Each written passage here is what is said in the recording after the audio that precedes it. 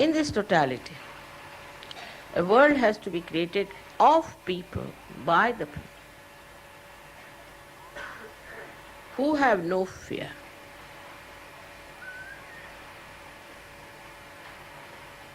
This fear has to be. Behind all this nonsensical nervousness is fear. So for that, what she does is to give Abhaydan. Under her protection, you are beyond fear. You are protected. But if you don't want to believe in yourself and you don't believe into her protection, then nobody can help you. Because everything is mythical for you.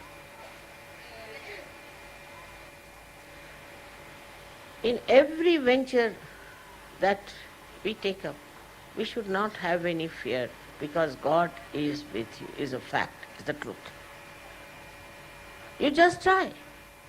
But when you try through your ego, you fall into the trap of fear. I have seen egoistical people are the most frightened people and panicked, because they panic others, and so they think they can be panicked one day. When the English were here, first of all, in England, India, we were all frightened of them. Now, I see that in England, every English family is frightened of others. They'll only open a chink of the door to see who is there and shut it. They're so frightened. I'm surprised they are the same English who ruled us here. And we were so peevish before them. And now they are the ones who are frightened of us. Because when a person who is egoistical tries to dominate others, he sees himself in the mirror and thinks that the other person will dominate. That's how this fear creeps into our minds, and we start getting all kinds of these stupid tantrums out of this mythical fear. The fear is created by our ego. A person who has no ego, he'll have no fear, because he has not harmed anyone. Why should you have any fear? And such a man or such a woman will be looked after by God, because God takes over. When you surrender your ego to God, He takes over.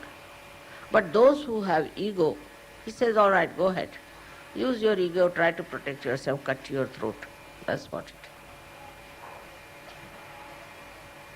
So when I talk of total benevolence, I am talking about your own total benevolence. So first is the fear, which should go out of your mind completely if you believe in the Almighty God. We'll say, you are Almighty God, you are Almighty this thing. It's all lip service. If you believe that God is Almighty and you are connected with God, then why should you have any fear of anything? But when we say don't have fear, another extreme comes up. We don't have fear, we can do what we like, we can perform everything ourselves, we need not tell anyone. You have to tell God whatever you are doing. You have to take permission, you have to inform in His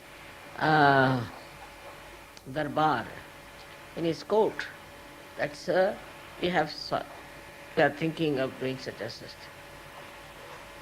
But you think you are God? You are not.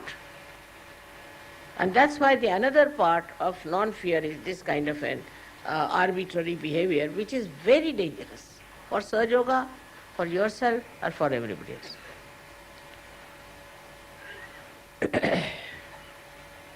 The second fear, I have, is that if I tell you anything, 99% of you understand is for your benevolence, is for your good. But there is 1% of people who can just react because they have too much ego and they won't take it, because they don't think of their own benevolence. They don't understand that if I am telling them anything, it is just to give them completeness, totality. But on the contrary, they take a very wrong attitude. This is another nonsense. So now one has to develop a kind of a indifference to this kind of people who unnecessarily go to the other limit of their own destruction. I don't want to see what is the point in everything that I'm telling you. Only I can tell you, who else? I have to tell you what's wrong with you, what you have done wrong, and then you must change it.